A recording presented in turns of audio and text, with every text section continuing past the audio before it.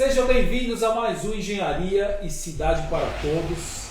Estou aqui com a Júlia da UFABC. Ela participa da GRUB, que é uma das entidades da UFABC de projeto de extensão, e atua na programação, mas isso ela vai explicar um pouquinho melhor. Júlia, seja bem-vinda. Boa tarde, pessoal. Meu nome é Júlia. Eu sou estudante de Ciência da Computação na UFABC. Eu já estou 3 anos na faculdade e eu entrei da GRUB logo do início. E a GRUB é um grupo de estudos de programação competitiva.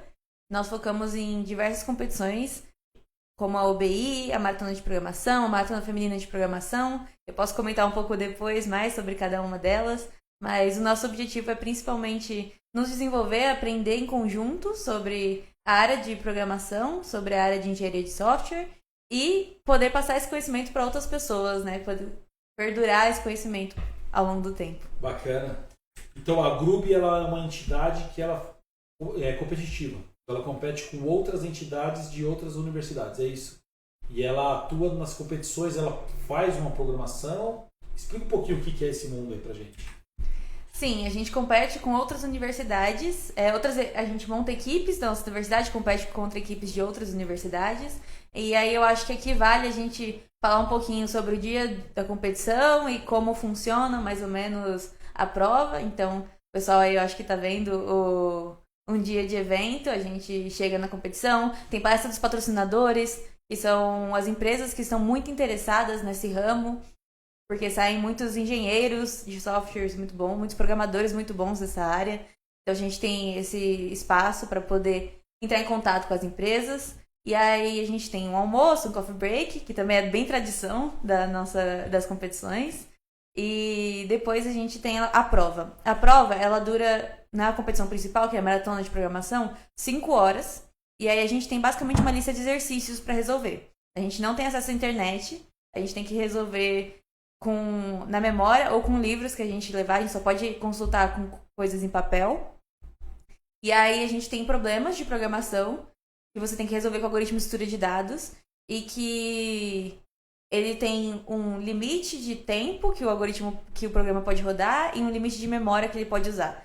Então não basta só você resolver o problema, você tem que resolver o problema de forma eficiente. E é o que gira em torno dessas competições. Você conseguir resolver o problema, quebrar o problema em partes menores e fazer isso de forma eficiente também. Bacana. E é só essa competição ou tem várias competições? Tem muitas. A gente tem algumas principais que a gente participa. Então, a nível universitário, a gente tem a Maratona de Programação. Ela acontece no nível regional primeiro, que é subregional, né? Aqui das regiões de São Paulo, por exemplo. Depois tem o nível nacional, que acontece de todo o Brasil. O nível latino-americano, que a gente compete com os melhores times. Eu, pessoalmente, nunca fui. Não, mas a UFABC, a gente tá tentando muito. A gente foi pra Nacional muitas vezes. Quem sabe esse ano não sai. A latino-americana foi criada faz pouco tempo, esse nível de competição. Faz 3 anos, eu acho, que tem agora. E aí, esse ano vão aumentar as vagas pra latino-americana. Então, a gente estava bastante esperançoso que esse ano a gente vai conseguir, é o nosso objetivo principal. E aí depois a gente tem o nível mundial. Então e aqui eu acho que é legal porque você tem a oportunidade de competir a nível mundial com universidades incríveis, como Harvard, Stanford. Quando você chega no nível mundial, você já está competindo com essa galera, que são completamente referência, né? Então, peraí, tem uma regional, que seria o estado de São Paulo, acredito eu. Isso. Nacional, América Latina? Isso. Ou América do Sul? América Latina. América Latina e o Mundial. Isso mesmo. São 4. São 4 fases. E aí você vai avançando em cada uma das fases. É uma escadinha. Isso. E assim, o que geralmente brilha o olho da galera quando eles estão pra entrar é a possibilidade das viagens. Porque todo ano é num lugar diferente, a nacional, a latino-americana, o mundial. Então eu lembro que quando eu entrei, o mundial na época foi no Egito. E aí o pessoal ficou Uma pirâmide. Foram visitar as pirâmides e ficaram no hotel na frente do Nilo. Eu lembro de ficar olhando assim, impressionada. Como eu falei, tem muitas universidades, né? Então nessa época eu tava acompanhando o grupo de estudos que também tem a outra universidade que tem na USP, que é o Maratona USP. E aí eu tava acompanhando eles lá. E eu fiquei completamente encantada por essa possibilidade. Você foi então? Não, eu tava Não, só você acompanhando. Mas a federal Nossa, foi? vai chegar. A federal da ABC, não. Não. Não. E a federal participa então hoje do regional. Do regional e do nacional. Se ela ganha o regional, ela vai para o nacional. Ou Isso. quantos que participam do nacional? Tem diversas regras, geralmente é por volta de 2 ou 3 equipes que passam. De cada regional. De cada da regional aqui de São Paulo. Tem uma regra para alocação de vagas que é bem complexa, mas geralmente é de 2 a 3. No caso da regional de São Paulo, geralmente passam 3, então no ano passado passou a FEI, a USP e a UFBC, da Nacional. E aí, mais ou menos ali, se eu não me engano, os top 20 times do Brasil passam para a final. Para Latino-Americana, né?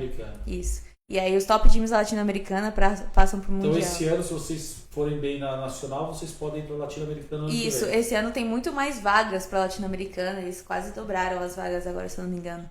Então a gente tá bastante esperançoso. E é sempre nesse formato de resolver problemas. Isso, e é pra resolver em equipes. Então nós somos em times de 3 pessoas. Geralmente são por volta de 12 a 15 problemas que a gente recebe. Tem 5 horas sem internet, só na memória e no código para fazer. E aí vocês levam o notebook ou latem, talvez, e aí vocês transformam isso numa programação. Isso. Os problemas tem de todo tipo de coisa. Eu não vou entrar nos detalhes, que é um pouquinho complicado, mas geralmente todo tipo de problema de algoritmo, mistura de dados, grafos, programação dinâmica. Eles abstraem como uma historinha. Então, por exemplo, ele quer viajar por todas as cidades e quer passar por todas as cidades por uma única vez. Esse seria um exemplo de um problema. E aí você tem que fazer um código que para qualquer cidade que ele te der, ele consiga passar por todas as cidades de uma vez. E não volte para a mesma cidade. Isso. Então, são problemas desse tipo, você tem que interpretar, pensar numa solução e garantir que a solução vai passar no tempo. Porque eles dizem, o seu programa só pode rodar por 1 segundo. Então, você não pode fazer qualquer... Por exemplo, um exemplo que eu gosto de dar é sobre eficiência de algoritmos, né?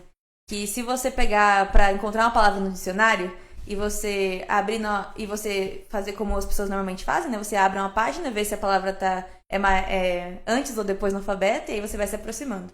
É muito mais rápido do que você pegar e ler uma palavra de cada página de uma vez. Então, o nosso objetivo é exatamente evitar esses algoritmos mais lentos, é você fazer do jeito mais eficiente.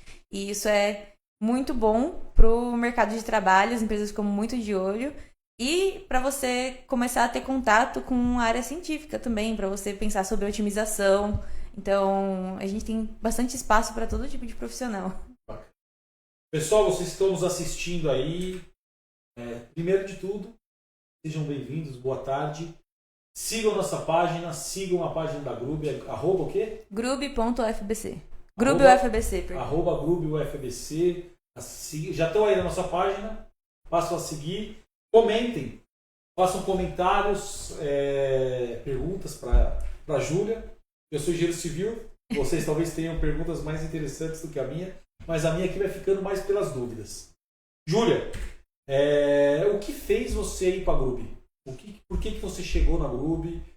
A Grube já existia, acredito eu, não foi você que fundou. Não sei, pode ter sido, né? Mas você chegou na Grube e o que fez você chegar na Grube? Eu entrei na faculdade em 2023 e a UFBC funciona com um sistema um pouco diferente das outras faculdades. Então a gente tem um curso base primeiro, né, um ciclo básico, em que você tem que fazer matérias de diferentes áreas. Então a gente vê biologia, química, física. E eu queria algo para eu poder focar em programação, para eu poder estudar e manter uma consistência em programação. E aí, procurando pelas entidades que tinham, pelos grupos que tinham, eu encontrei a Grube e foi onde eu mais me identifiquei, porque eu sempre adorei resolver problemas. Então, eu gostava de fazer puzzles, racha-cuca, que era o site que tinha antes, quebra-cabeça, sempre foi algo que eu me interessei muito. Então, consegui me manter... E aí a Grube me ajudou a conseguir me manter nessa área. De início foi isso, eu queria explorar essa área de programação. Mas depois que eu comecei com as competições, fui para as competições, conheci amigos muito próximos lá na Grube. E aí eu percebi que eu encontrei o meu povo, a minha tribo ali, né? Outras pessoas que estavam interessadas na mesma coisa que eu, que sentiam a paixão pela mesma coisa que eu. E foi uma das melhores coisas que eu podia ter feito na faculdade, eu acho. Me ajudou muito a conviver dentro da faculdade, a conseguir ir melhor nas matérias e a encontrar a minha tribo. Me sentir dentro da minha comunidade, Sim. dentro de lá. Porque assim, para quem está nos ouvindo, talvez não conheça, a Federal do ABC, ela tem uma característica diferente, ela não é quadrimestral, né?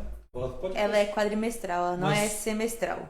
Isso, perdão, eu já estava entrando na lógica de você. Ela não é semestral, ela é quadrimestral, então ela tem 3 quadrimestres. Então, para todos nós que estamos acostumados com férias em julho, eles estão estudando. Daqui a pouco eu estou de férias já. Mas ela tira férias antes, né? Antes e depois. Isso. Acho que é junho, né? Agora em maio e depois em setembro.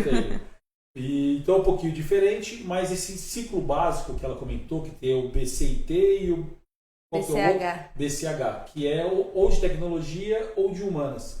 Então eles transitam em... É isso, se eu estiver falando besteira, você me corrige, é que eu recebo várias equipes e entidades da UFABC, eu já estou um pouco familiarizado. Eles transitam em várias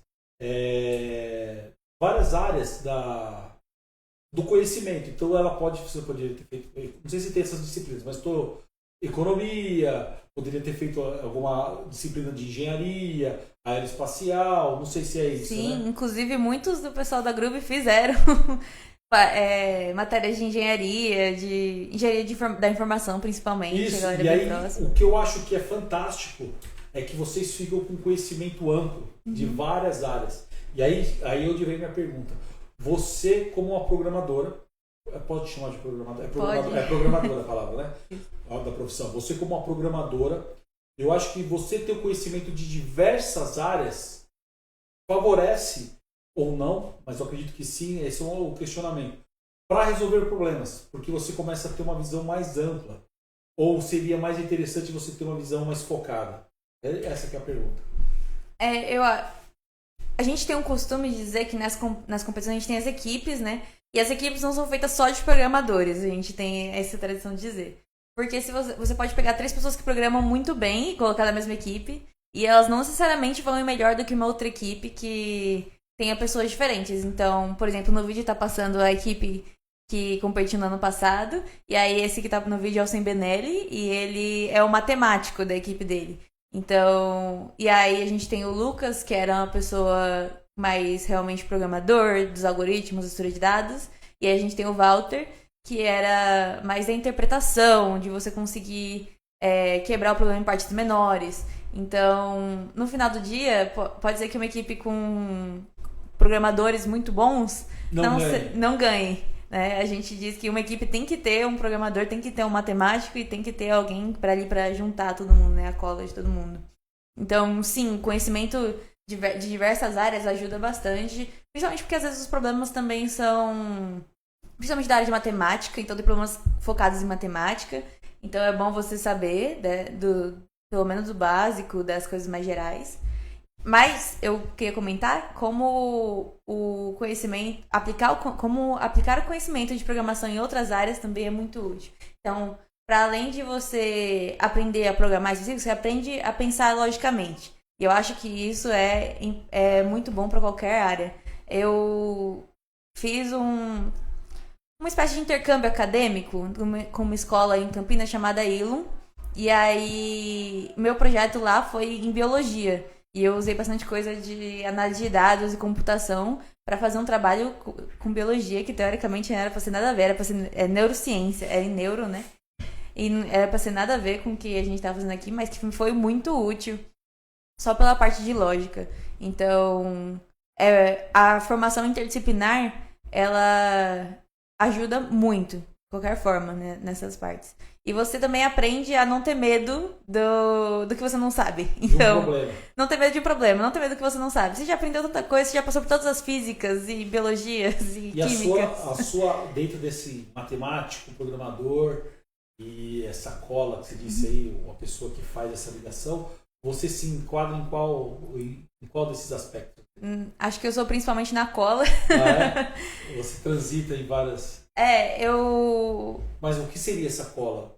É por causa que os problemas, eles não são só Aqui eu falei um problema bem Simples. quebrado, né? Bem, você tem que fazer isso e isso. E ele não vem desse jeito, né? Você tem problemas muito bem desenvolvidos, muito texto, você tem que interpretar, você tem que ter resolução de problemas, você tem que garantir que o emocional do seu time tá bom também, porque 5 horas é muita coisa para uma competição. Então, às vezes, na primeira hora tá todo mundo empolgado, mas chega na terceira hora, o pessoal já tá para baixo, já tá querendo desistir. E aí, você tem um certo trabalho também. Porque se for 3 pessoas, é um time, né? Não tem como ser 3 pessoas que jogam individualmente. Sim. Você tem que trabalhar em conjunto. Então, mas e essa cola seria o quê? Seria você... Qual conhecimento que você acha que você tem que caracteriza isso? A gente chama de sacadinha, porque tem muitos problemas em que as pessoas vão pensar na solução e a solução tá certa, mas falta um pedacinho pra ela passar, um pedacinho pra ela funcionar melhor. Um diferencial. Sacadinhas, que são o pessoal que geralmente pensa um pouquinho pra fora da caixa, isso, o pessoal mais malandro. E aí também tem o fato de ser o pessoal que ajuda na hora de manter o astral do time, porque isso é muito importante. 5 horas de prova te detona. E no final vocês fazem uma apresentação? No final a gente tem a premiação. Não, mas antes da premiação, para você, por exemplo, você resolveu o problema. O problema tá aqui, esse pote de bala. Resolvi o problema. Aí como é que você só entrega o problema resolvido ou você faz uma apresentação? Os problemas, eles têm test case, que a gente chama. Então, vai ter um programa que vai ter várias entradas pro seu problema. Então, tipo, no exemplo das cidades, vai ter várias configurações de cidades. Aí você vai enviar o seu programa, ele vai passar todas as configurações de cidades, vai ver o que o seu problema respondeu e ver se é o certo. Então, não tem uma apresentação. É automático. É só o programa mesmo. É automático. Mas tem um negócio muito legal das competições que a gente gosta muito, que é quando você passa um problema, quando ele é ok, vem um dos organizadores, né, um dos voluntários, e te entrega um balão de hélio. Pra cada problema que você resolve... Tá passando. Isso. Pra cada problema que você resolve, você recebe um balão de hélio. Então, todo mundo fica muito feliz no final, que cada um pega seus balões, e aí o final da competição tem um bar de balões pra todo lado, todo mundo feliz. E aí no vídeo tem a nossa tradição de que a gente pega... Vamos botar o som aqui pra gente ouvir. Caraca, que... Isso. Nossa! Aí, vou fazer isso. Eu ri, sério. Vai. A Stephanie encosta no Hélio, fica firme. Mano, que absurdo. É uma tradição, o pessoal que fica no final, a gente brinca com o balão de hélio. É um tempo de descontração no final, depois de ter passado 5 horas, de ter tido a premiação, de ter descoberto quem passou ou não, de ter ficado tenso, estressado. A gente tem o nosso momento de descontração, a gente sempre se diverte. E se alguém não passou, não tem balão, aí fica frustrado. Não tem balão, aí a gente não fica fala triste. com voz fininha. Tanto que a gente divide os balões se for necessário, não tem problema. Mas tanto que na primeira eu competi com essa menina do vídeo, a Stephanie, ela é uma amiga da sua minha. equipe. Ela era da minha equipe no primeiro ano. Ela é o quê? Programadora, matemática? Ela é cientista de dados agora. Vai mais pro lado matemático. É programadora. É programadora. E aí, a gente, no nosso primeiro ano que a gente competiu, a gente sabendo desse negócio do balão, a gente falou, a gente precisa no mínimo de 3 balões, pra cada uma ir com um balão pra casa. E deu certo.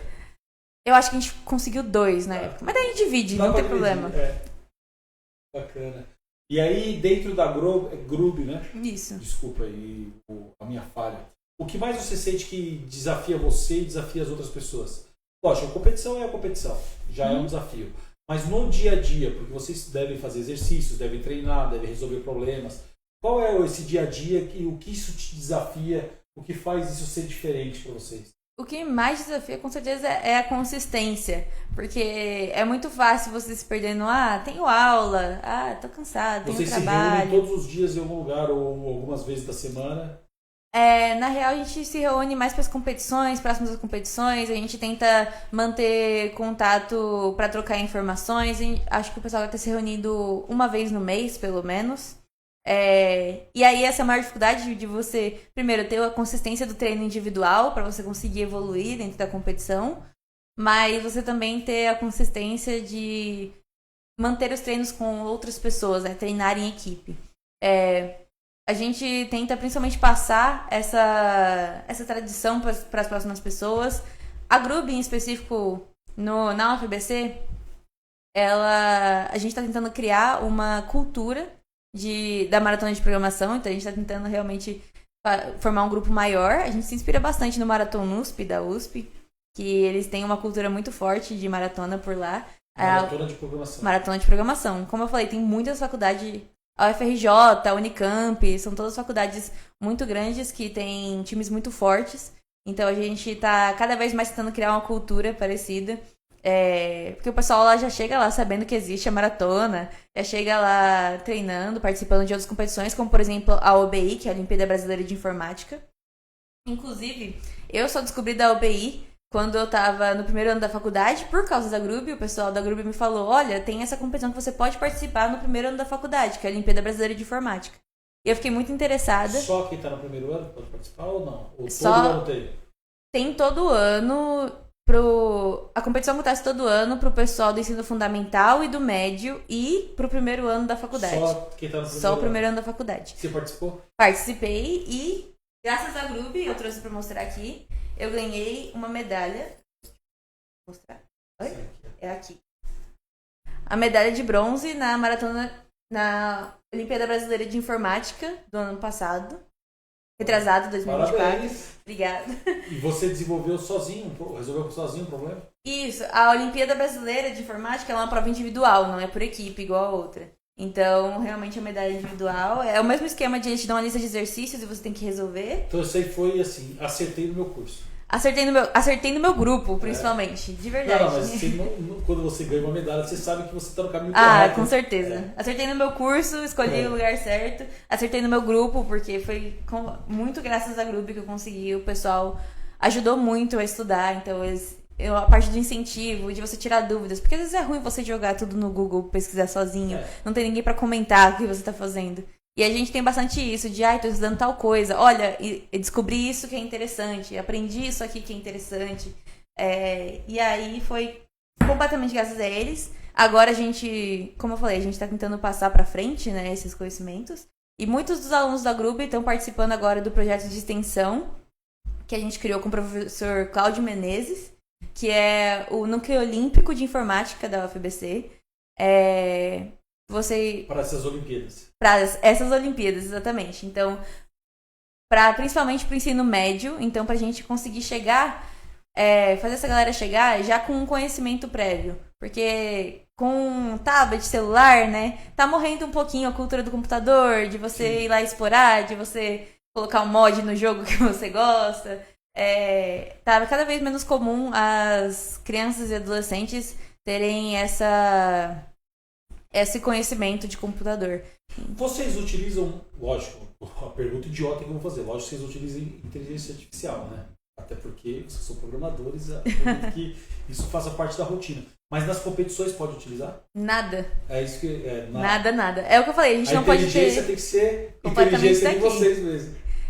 Como eu falei, a gente não tem acesso nenhum à internet durante as competições, tanto na OBI quanto na maratona de programação. A única coisa que a gente pode levar para consultar, se a gente quiser, impresso em papel mesmo. Então, se você quiser levar um livro, você pode. A cola pode levar. Você pode levar a cola. Mas se você não souber o que pôr na cola também, não adianta de muita coisa, igual nas provas. Agora, no restante para programação, aí você utiliza a inteligência artificial ou não? Para estudar, e agora eu sou estagiária, né, numa empresa. E aí é uma ferramenta boa. É o futuro, né? Todas as empresas agora... né? É o presente. Todas as empresas agora estão, inclusive, empurrando pra gente começar a usar IA. E pra programação também. Pra programação também, muito. Não, porque tem eu no engenheiro civil, né? E eu brinco no Lovable. Sabe qual que é? Que ele programa pra mim, uma inteligência que programa pra mim. E aí eu fico criando sites, criando coisas. Não sou programador, mas é isso. Eu nem sei a linguagem que ele participa lá. Mas ele produz sozinho. Por isso que eu queria saber se vocês que são da área acabam também utilizando isso ou não. Da área de computação a gente usa bastante.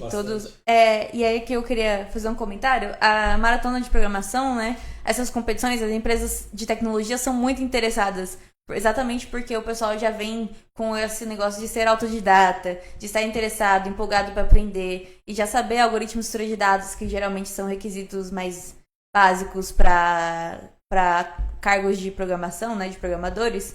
E aí, muitos deles ficam de olho. Então, empresas como a Nubank, a Uber, a Google, são empresas que estão sempre presentes nesse tipo de empresas de tecnologia. Isso, estão sempre presentes nesse tipo de competição e eu tenho muitos amigos que trabalham nessas empresas. Então, falando pela minha empresa e pelas empresas das pessoas que eu conheço, a IA está cada vez mais próxima. Agora pelo menos eu uso principalmente Cursor.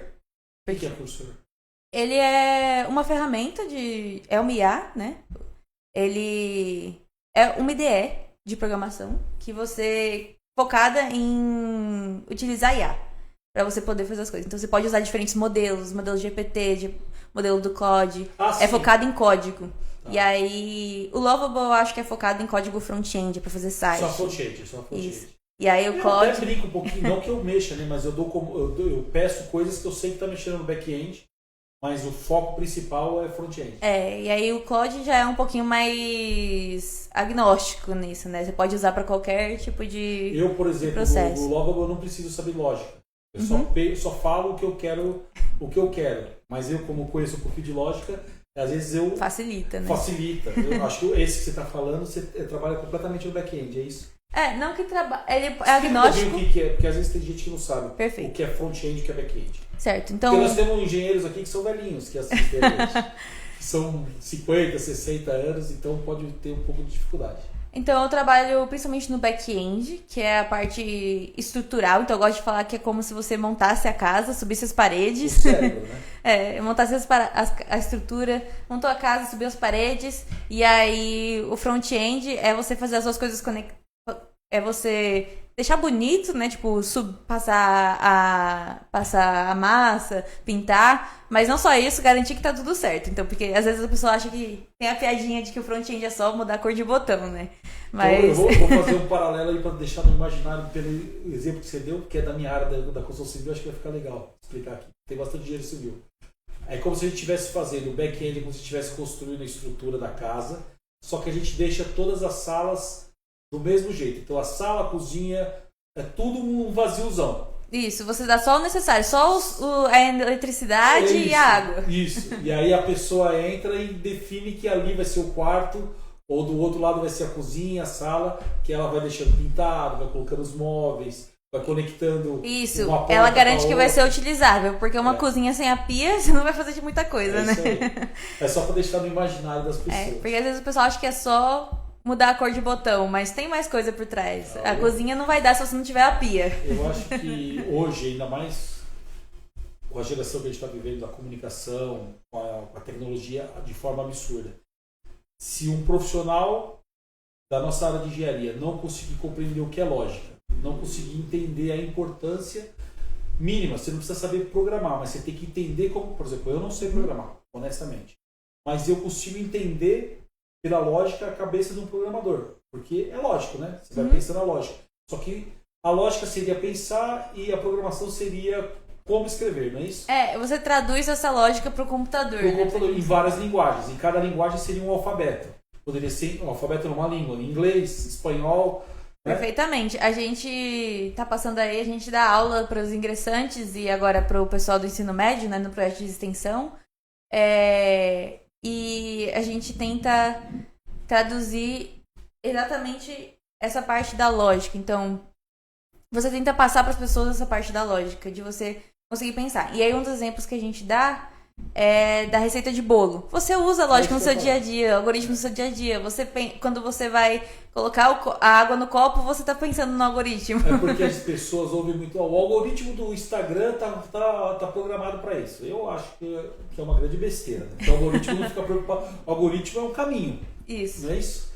For como programador. Se eu estiver errado, você pode me corrigir. Mas é o que você está falando como bolo. O que está no bolo? Tem que colocar farinha, tem que colocar o ovo, tem que colocar o leite, mistura tudo, coloca no forno, deixa 2 horas, sei lá, na temperatura X, tirou, deixa esfriar, corta, põe no prato, come.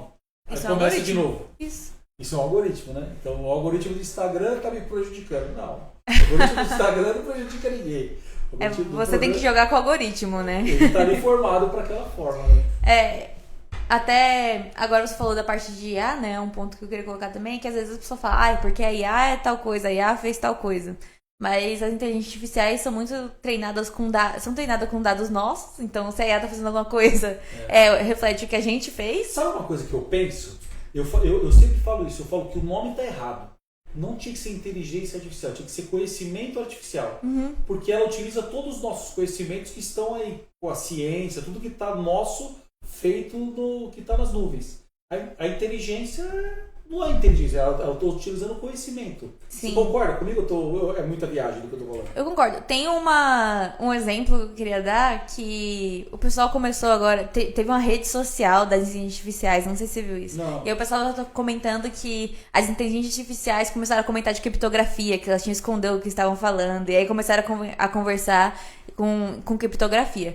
E aí o pessoal ficou, meu Deus, as IAs estão ficando inteligentes, estão ficando sei lá o quê, vão dominar a gente. Mas o fato é que nós, seres humanos, quando a gente conversa sobre tecnologia, criptografia é um ponto muito forte. Então elas não criaram isso do nada, elas não pensaram nisso do nada. É só algo que reflete com a gente, da gente pensando em segurança, que tudo tem que ser criptografado, que tem que ter criptografia no início, no final. Mas é um ponto da ética, né? É. Porque se a inteligência artificial ela tiver a ética dela, estou colocando como se ela tivesse vida, né? E ela sabe que ela não tem que roubar, ela não vai roubar. Isso. É isso. A gente que tem essa questão que é para limitar eu não entrar na sua senha. Então você criptografa para que isso. eu não tenha acesso, e se eu tiver acesso, não conseguir ter nenhuma informação. Isso. Mas eu vou pegar a informação privada das IAs? Então, isso não tem muito sentido, né? É algo que elas refletiram da gente. É. Então, no final, é tudo nós. Tudo nós. É tudo humano, né?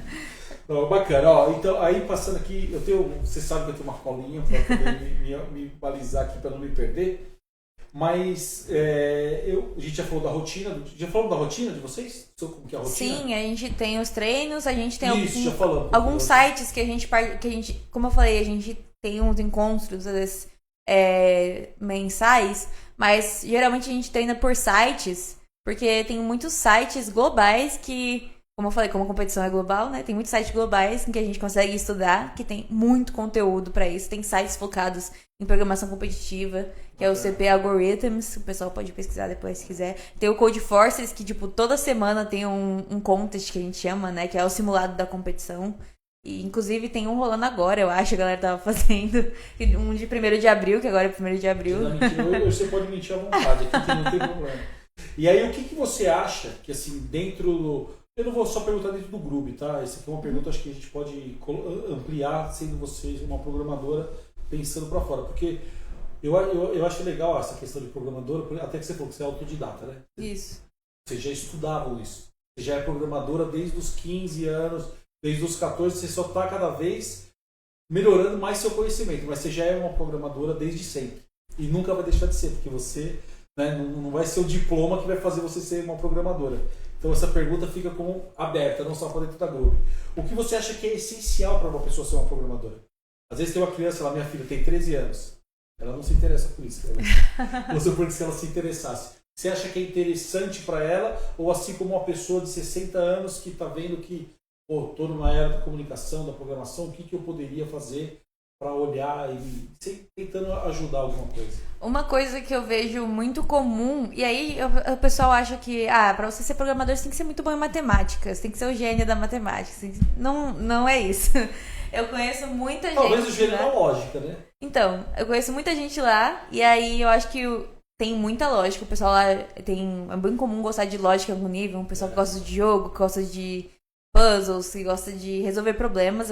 Eu falo que eu gosto muito de resolver problemas. Mas o que eu mais vejo de comum... Engenheiro só resolve problemas. Engenheiro de software, vou ficar por aqui. Mas o que eu vejo mais comum de verdade entre todo mundo é a curiosidade. Então, e não só curiosidade de se perguntar e deixar por isso, mas de se perguntar e investigar e ver o porquê. E de descobrir mais. Acho que daí vem o autodidatismo, né? Então, aliar isso de resolver problemas com a curiosidade te leva muito longe na programação. A gente tem o costume de dizer que para essas competições, se você pega para focar um ano, focar mesmo, você se dedicar nisso, você já chega num nível muito alto. Então, você ser curioso. E ser curioso ajuda em muita coisa, mas né? Você... Aí, pode parecer idiota a minha pergunta, mas não é idiota. óbvio que você tem que saber uma linguagem, mas você já precisa saber uma linguagem? Prévia? É. Não. Não, né? Você consegue começar a programar sem... Completamente, do zero. Por exemplo, Python. Python é uma linguagem, certo? Certo. E aí eu não preciso querer saber Python para poder programar. Eu Não. posso já estruturar todo o meu pensamento e depois eu tentar transformar para alguma linguagem que seja mais adequada. Com Ou eu certeza. tô falando besteira. Com certeza. A gente tem um comum que a gente chama de Portugal, que é geralmente quando o pessoal tá aprendendo programação nos níveis mais... Assim, eu fiz análise e desenvolvimento de sistemas no ensino médio, então a gente aprendeu primeiro nesse. Então você pensa primeiro em português, você aprende a montar um algoritmo em português, né? Como se você pensasse. Então, um dos exemplos que eu gosto bastante, que eu tive quando eu estava no ensino médio, foi o exemplo de um robô tentando trocar uma lâmpada. Então, tem um robô numa salinha com a lâmpada e aí uma escada. E aí você precisa escrever o algoritmo em português mesmo. Então, o robô anda até o centro da sala, o robô pega a escada. É igual o exemplo que nós demos do bolo. Da receita de bolo, isso. É. A receita de bolo tem os ingredientes, essa é a diferença. Mas a gente começa desse jeito. Então, geralmente, quando você sabe, você tem essa lógica por trás, você sabe programar no sentido de você sabe a lógica, você sabe pensar em algoritmos. Você não precisa de uma linguagem específica, você se alguém consegue que traduzir. está em casa não entendeu o que é lógica, é isso, né? É o caminho. Pensar o logicamente. passo a passo, né? Isso, o passo a passo. Não pular etapas, garantir que tá tudo funcionando do jeito certo. Se não der certo, vá para outro caminho. E se você já souber pensar em português mesmo, ou então desenhando, a gente adora desenhar na Groove, tudo a gente desenha. Se você consegue fazer desse jeito e você consegue pensar desse jeito, o resto vem naturalmente. Sim, você vai ter que aprender, a gente chama de sintaxe da linguagem, né? Assim como você teria que aprender outra língua que a gente fala, assim, se tivesse que aprender alemão, inglês, a gente falaria que, porque em alemão é tal palavra e tem que falar desse jeito, tem que escrever desse jeito. Mas depois que você começa a programar em outra linguagem, você fica automático. As coisas se traduzem muito fácil quando você entende como funciona por trás. Por isso que eu perguntei no começo, que eu falei que poderia ser uma pergunta idiota, se vocês utilizam inteligência artificial de programação. Porque como eu não tenho essas linguagens, não aprendi a sintaxe, na época que eu tinha que ter aprendido, que eu estava na universidade, não tinha isso, né? Não era uma coisa tão importante na época. Não era importante, não era tão, eu posso dizer? Requisitada? Tão requisitada, importante sempre foi, mas não era tão requisitada. Eu não aprendi uma linguagem de fato, aprender de cabo a rabo, né? Falar de forma fluente como falaria em inglês.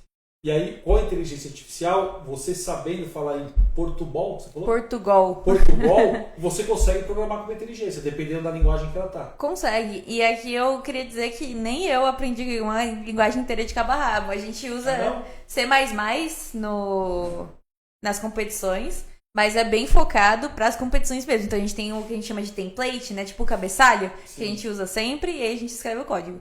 Mas se você fosse tentar usar, se pedisse para eu usar C++ para criar um sistema mesmo, ou por exemplo, C++ é usado bastante em robótica, se pedisse para usar em robótica, eu não saberia. Geralmente você não vai saber uma linguagem por completo, você vai conhecer aquela área específica que você está trabalhando. E aí você vai aprendendo por necessidade. Então eu sei Python para mais análise de dados, que é onde eu mais usei. Eu sei TypeScript por causa do trabalho.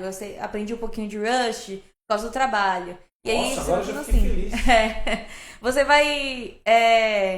A linguagem é o que menos importa na parte da computação mesmo. Você tem a lógica por trás, você consegue aprender. Você vai aprender qual que são as palavras, como que escreve aquela linguagem se for necessário. Você vai conseguir.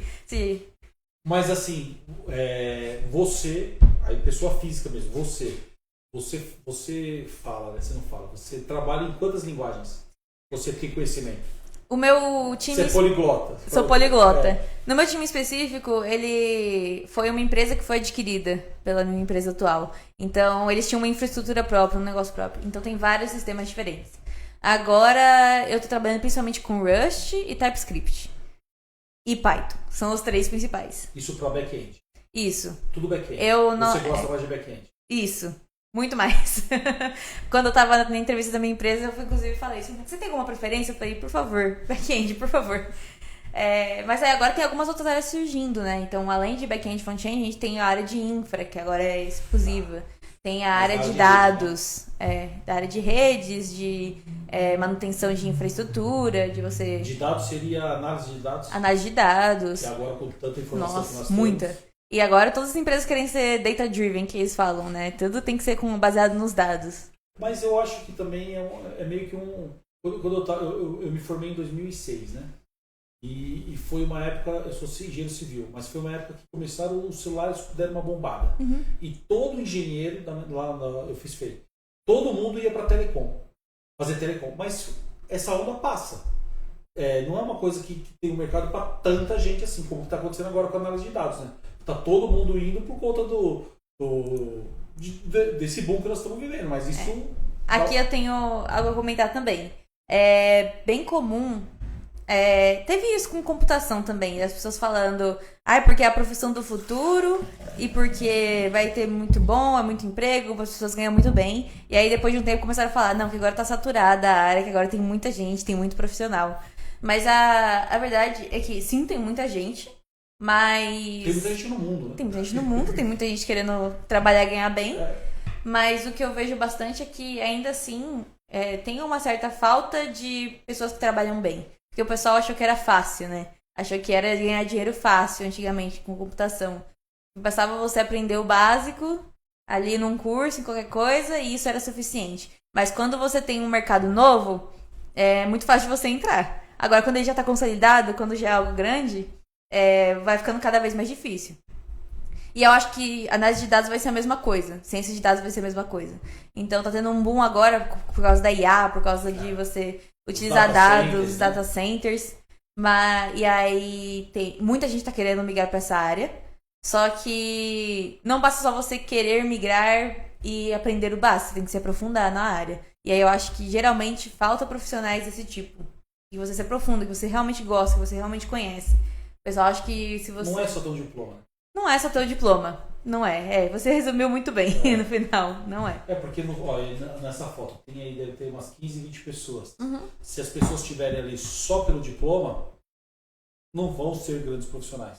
Se tiver uma pessoa que está ali por prazer, que está fazendo aquilo com o tesão de eu quero resolver problemas, ela vai se dar bem de qualquer jeito. Pode ter 1 milhão de pessoas, ela vai se dar bem.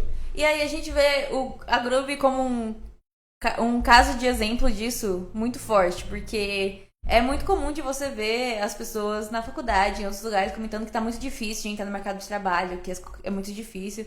Só que a maior parte das pessoas que participou da Groove, e você pode ter participado por 1 ano, 2 anos, a maior parte delas estão empregadas em empresas grandes até. Então a gente trabalha no Itaú, no Banco Pan, na Nubank, na Uber. Então a gente conseguiu ingressar nessas áreas, né? Então e aí o diferencial eu acho que é realmente esse interesse, essa vontade e a curiosidade.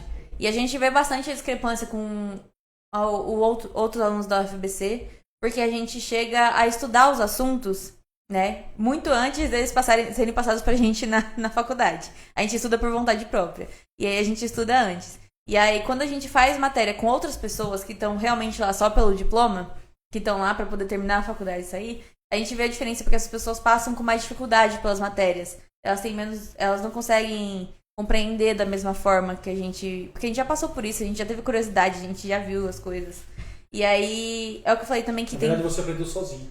Aprendemos sozinho. Depois o professor ele tá só complementando. Fala assim, você aprendeu isso aqui sozinho, mas se você seguir esse padrão é melhor. Tanto que toda faculdade tem isso, né? De os professores que são mais difíceis, que o pessoal tem medo.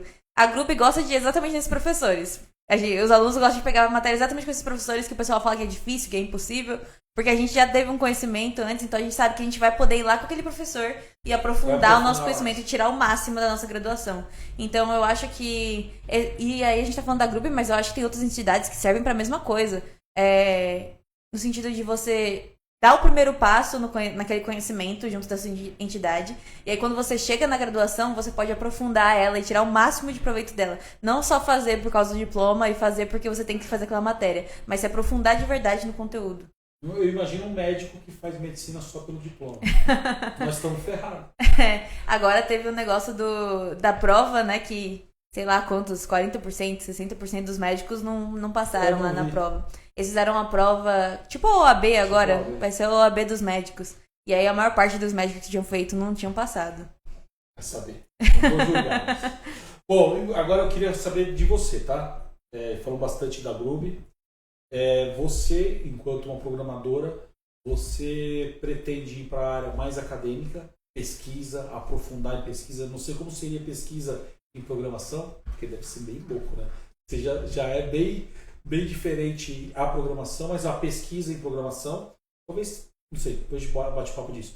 Você quer ir para pesquisa ou você quer ir para a indústria, para empresas, atuar na prática? Qual que é a sua... Você como for, assim logo você se formar? No meu caso, eu gosto mais da parte do mercado de trabalho. Eu sempre soube que eu queria ir para o mercado de trabalho. Até dei uma chance para a área acadêmica quando como eu falei, eu fiz um intercâmbio acadêmico na Ilum Escola de Ciência, lá em Campinas. E aí lá eu fiz um projeto voltado para biologia. Então era para a gente encontrar compostos que protegessem as células do envelhecimento. E aí o envelhecimento das células acarreta em diversos tipos de doença, como osteoporose, Alzheimer e esse tipo de coisa, né? Então, a gente tinha a parte prática de você cultivar células, testar os compostos que a gente tinha, né?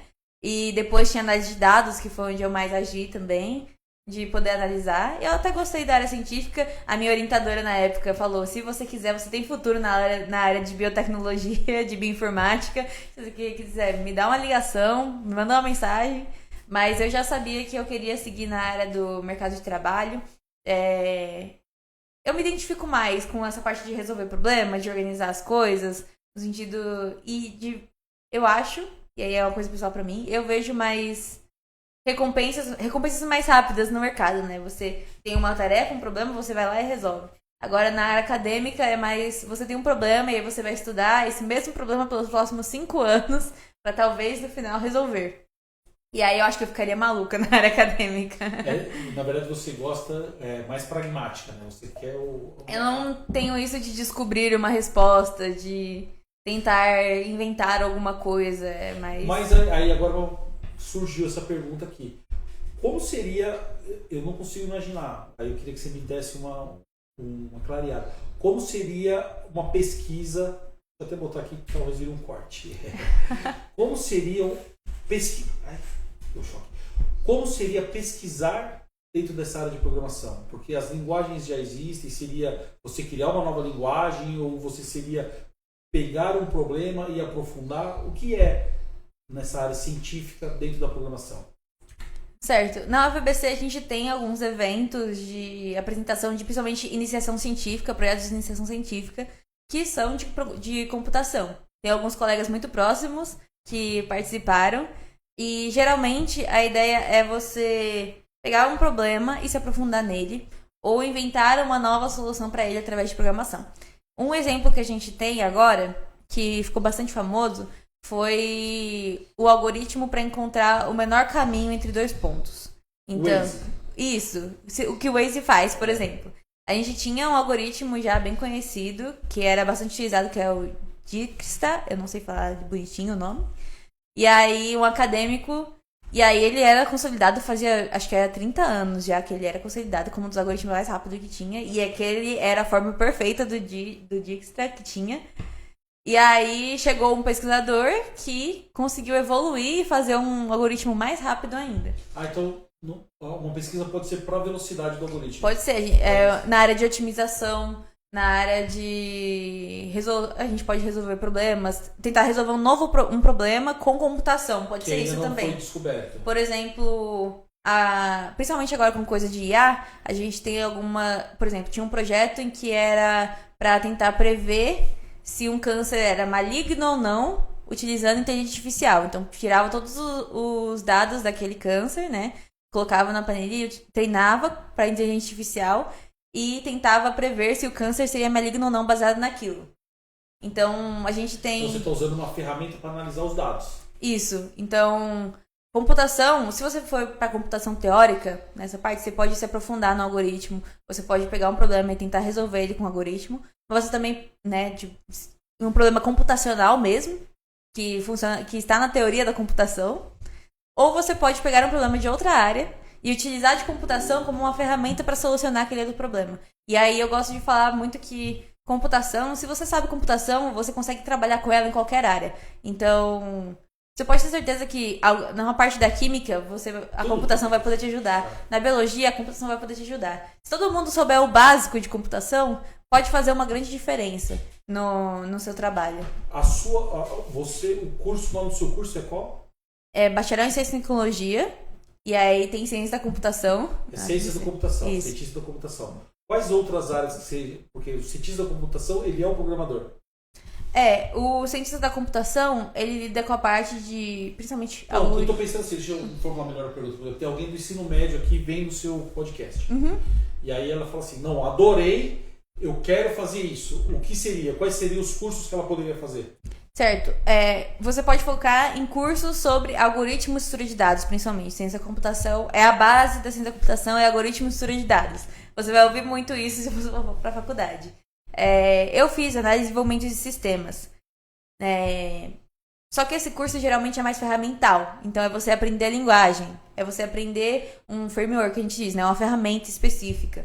Só que é o que a gente comentou antes, se você souber a lógica por trás, não importa a ferramenta, não importa a linguagem. Agora, se você souber só a linguagem, você não tem. Se você troca a linguagem, nada mais funciona, entendeu? Então, o cientista da computação, ele trabalha mais com framework.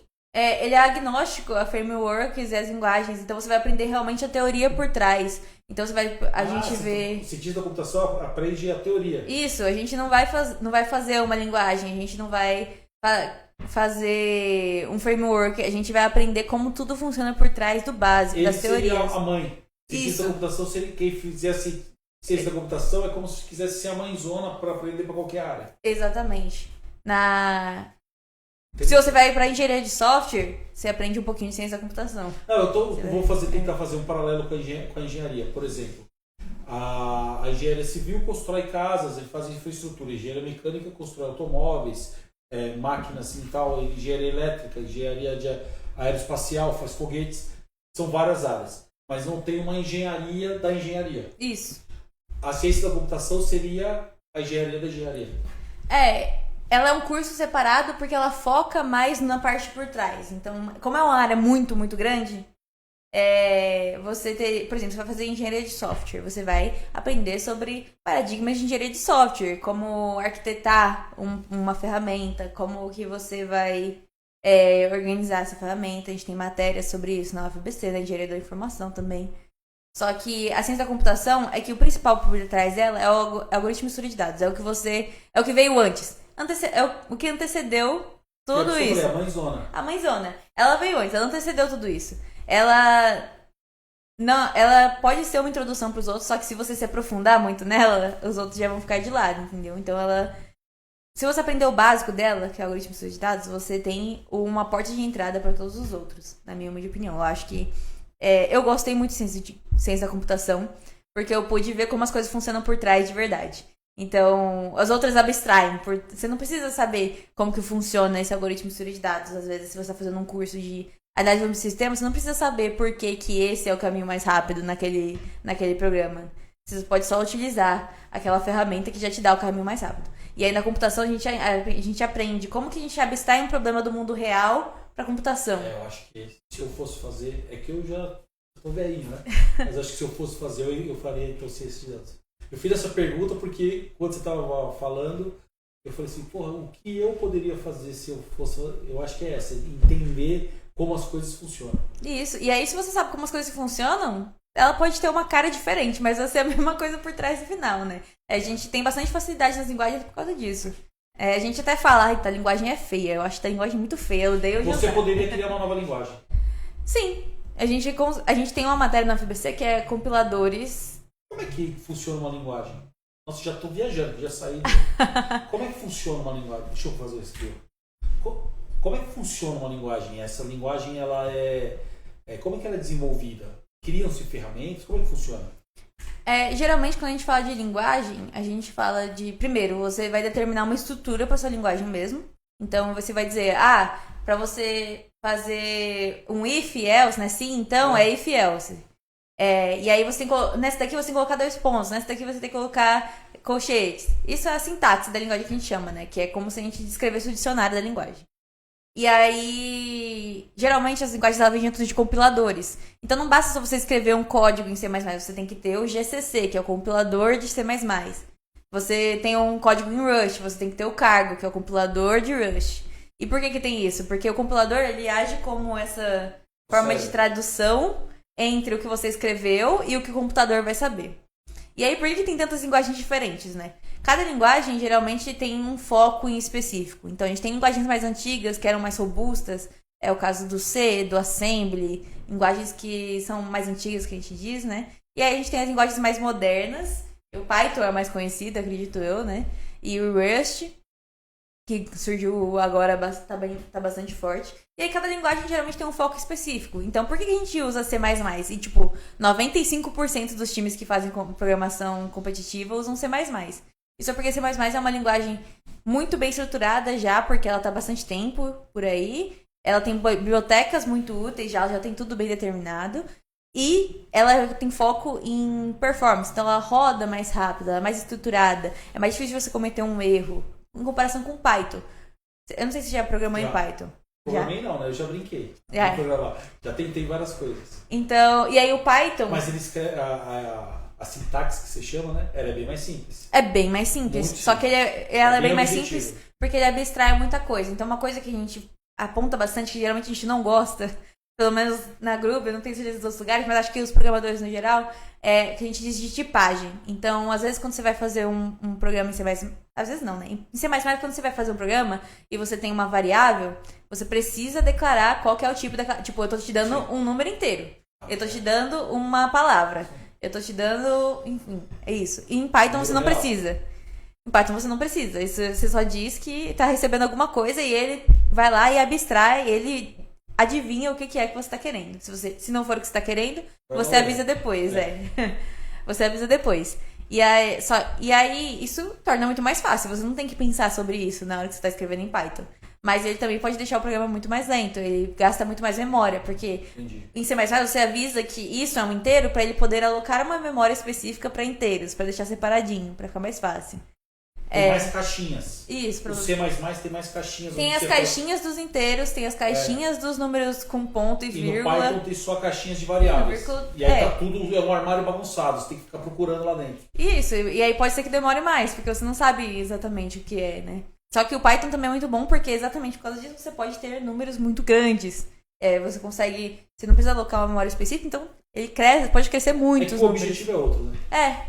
Então cada linguagem tem seu objetivo. Agora o Rust tem um foco muito forte em performance. Então, para você rodar o código de forma rápida. Ele é relativamente parecido com C++, um pouquinho.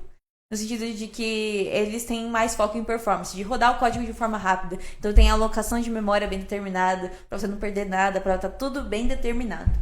E aí, é isso, cada linguagem tem seu foco. Mas se você sabe a lógica por trás, e agora com IA, você consegue rodar qualquer coisa, qualquer linguagem. Com IA, eu penso, eu adoro. Só que eu não é que eu vejo erros, né? Eu vejo que talvez a minha informação ela joga muito peso. Eu, às vezes, eu informo errado e não saio o que eu quero.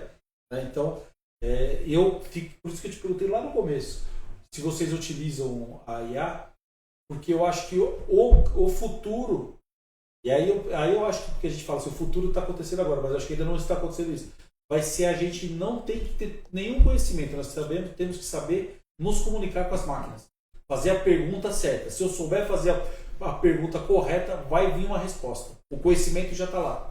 Não sei se você concorda comigo. Eu concordo um pouco, mas eu também acho que você ter o conhecimento vai causar você a ter a pergunta certa. Sim, concordo plenamente. Eu tenho que ter o conhecimento para fazer a pergunta. Perfeitamente. O que eu quis dizer, eu não preciso ser um especialista. Perfeitamente. Eu não preciso saber o Python de cabo a rabo, mas eu saber para que ele funciona e utilizar o melhor dele na minha pergunta.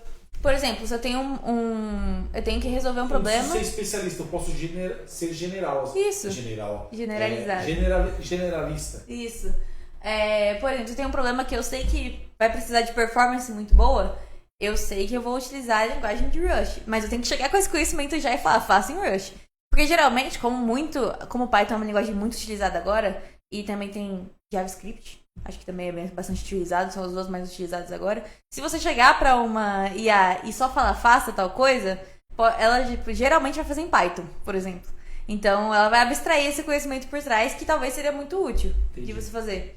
Então você ter esse conhecimento por trás ajuda bastante pra você já conseguir fazer as perguntas direcionadas. E eu concordo, porque tem gente... E aí na Groove a gente trabalha um pouco isso da comunicação. A gente tem que se comunicar com nossos colegas de time. Às vezes você tem a solução na sua cabeça, mas você precisa comunicar isso pra pessoa do seu lado também. Vocês precisam discutir sobre o problema. E pra vocês discutirem, você precisa fazer a pessoa chegar onde você tá. Então você tem que praticar isso de fazer outra pessoa entender o que você pensou, entender o caminho que você trilhou.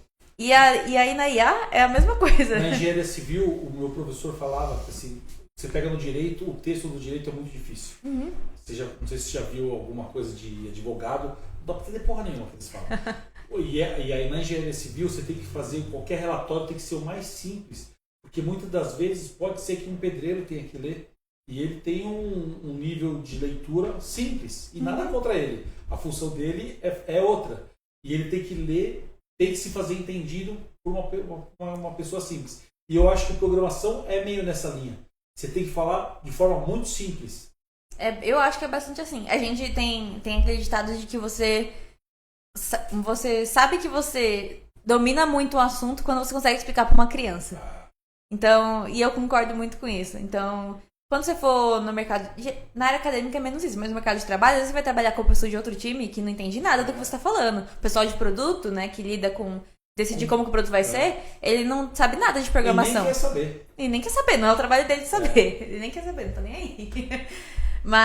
Mas você vai precisar traduzir pra essa pessoa o jeito que você tá pensando. A gente trabalha muito isso na grupo de você conseguir comunicar com outras pessoas. Porque e a gente tem que trabalhar isso colocando as pessoas que mais sabem, né, que estão há mais tempo, pra ensinar as pessoas mais jovens. Porque daí as pessoas estão entrando agora, né?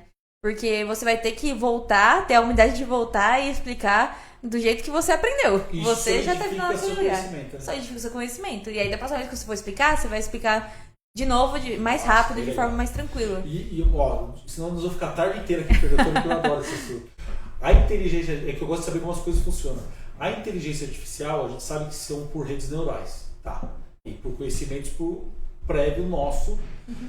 Mas, assim, ela utiliza uma linguagem de programação específica para ela ser... Você entendeu a minha pergunta? Acho que eu entendi. Tipo, para ela ser executada, foi feito por alguma linguagem específica ou é uma linguagem dela natural? Então, eu fiz uma matéria chamada de inteligência artificial, lá no intercâmbio que eu fiz, em que a gente viu qual que é a estrutura, né, da inteligência artificial generativa que a gente conhece agora. E aí essa estrutura chamam Transformers. Depois, se o pessoal que estiver na live quiser pesquisar. E aí, quando eu estudei sobre isso, eu descobri que, na real, é muito mais matemática do que qualquer linguagem de programação. É probabilidade. É matrizes. Tudo são matrizes. Muitas matrizes e matrizes. Então, tentando explicar de um jeito mais simples, eu gosto de imaginar como um gráfico. Então você vai mostrar pro computador, você vai falar pro computador algumas palavras, né? E aí ele vai associar essas palavras com um espaço, com um ponto no espaço, num ponto num gráfico. E aí as palavras que são mais parecidas vão ficar mais próximas, ou que têm sentidos mais parecidos vão ficar mais próximos. Tem um vídeo muito bom chamado Attention is all you seek. Atenção é tudo que você precisa. Attention is all you need. Atenção é tudo que você precisa. Que é baseado num artigo, que foi o artigo pioneiro, assim, de inteligência artificial. E ele fala bastante sobre isso.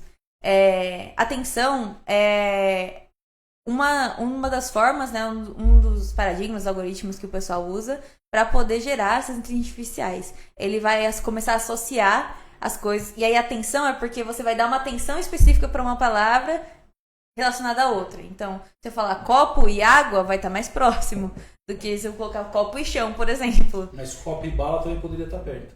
Poderia, dependendo do contexto.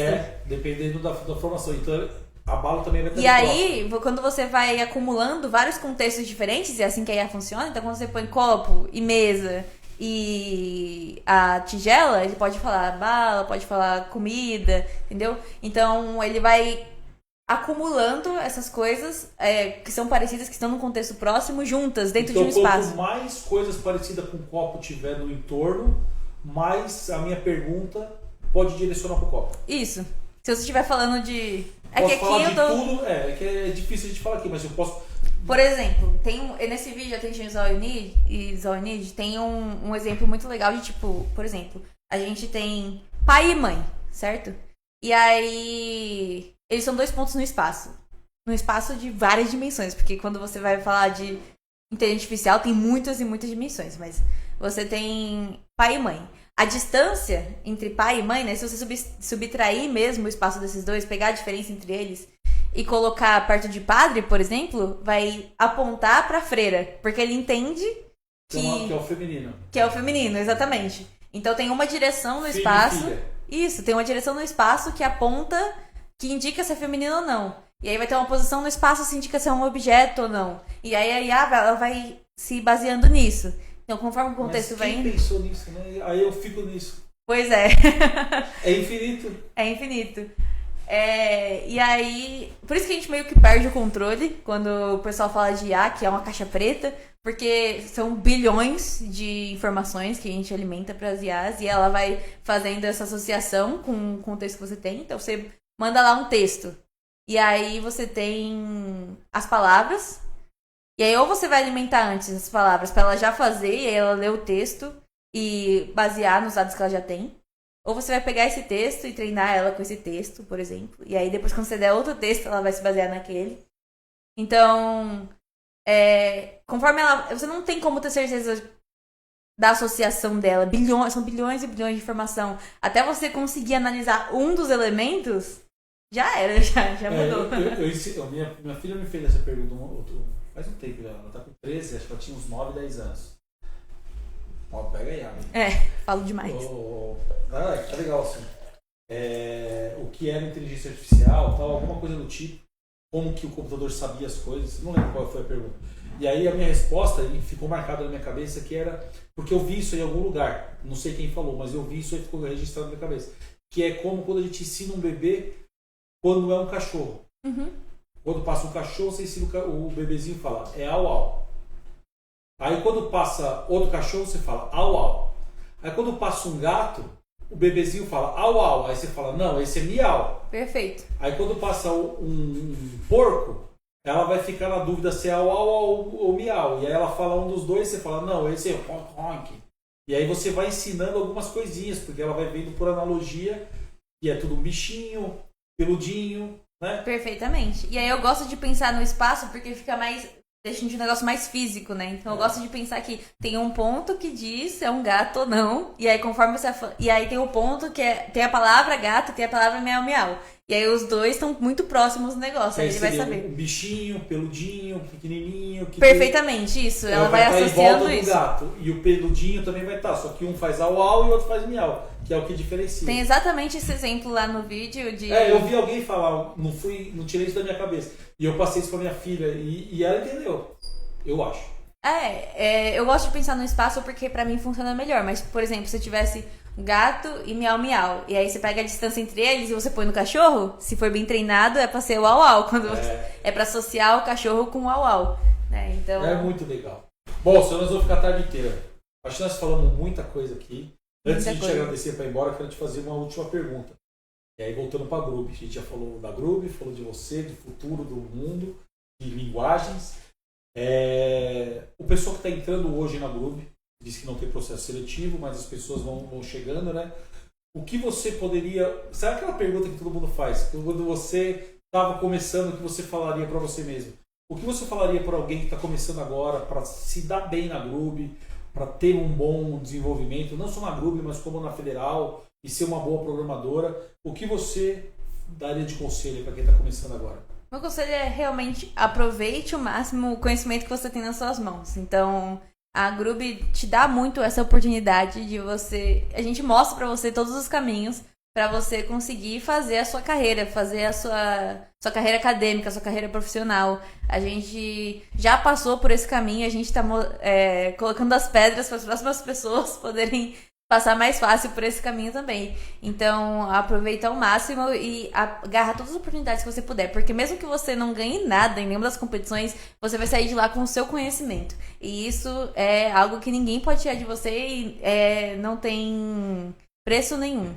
Show de bola. Parabéns, parabéns pela sua didática, você é muito comunicativa, você é muito inteligente e pelo que você falou, você aprendeu muita coisa sozinha, estudando. Deve ser mega estudiosa. Então, continue firme. Se alguém falar que você não faz engenharia, se desminta, porque engenharia, talvez você não tenha autorização para... Eu não tenho diploma. E autorização do CREA para exercer como engenheira. Mas engenharia é resolver problemas. E como você falou, o que você mais gosta é resolver problemas. Então, você está dentro da cadeia da engenharia, venha no Futurenge, traga os projetos da Grub, escolha lá, agora entendi o que é a Grub, escolha um projeto, uma dor que vocês conseguiram resolver e tragam para mostrar, para competir com a gente. Vejam lá o que vocês conseguiram, expliquem. Eu acho que vai ser bacana. E quantas pessoas tem na Grub? Agora tem por volta de 20... Isso. 20 e poucos. Todo mundo pode participar como um único time. Louco. Porque vocês não vão ter que resolver nada, vocês vão ter que apresentar. Perfeito. Então seria um ambiente. Tenta achar um problema da sociedade que vocês fizeram lá e traga para o Futurente. Acho que vai ser bacana, porque vai ser uma quebra de paradigma. A gente está acostumado muito com engenharia de concreto, com carro, com. Botar a mão na massa. Com essa questão. E às vezes a gente começar também a pensar que o que vocês fazem é engenharia. Eu acho que seria bacana, se vocês quiserem, óbvio, né? Tá bom? Muito Seja bem-vinda, André. obrigado pela presença aqui. Deixa eu botar aqui na geral para a gente dar um tchauzinho para as pessoas. Aqui, ó. Vocês participaram, bastante pessoas entraram na live. Maurício é amigo meu. Tá aqui no geralzão. Pessoal, agradecer a presença de vocês que acompanharam, seguiram aqui conosco. Eu adorei, assim, tirei várias dúvidas minhas. Depois que eu desligar aqui, eu vou fazer algumas perguntas que eu fiquei com vergonha da minha burrice. Um abração, obrigado por acompanhar a gente até agora. Obrigado, Júlia. Muito até obrigada, mais. pessoal. Tchau, tchau. Deixa eu fechar.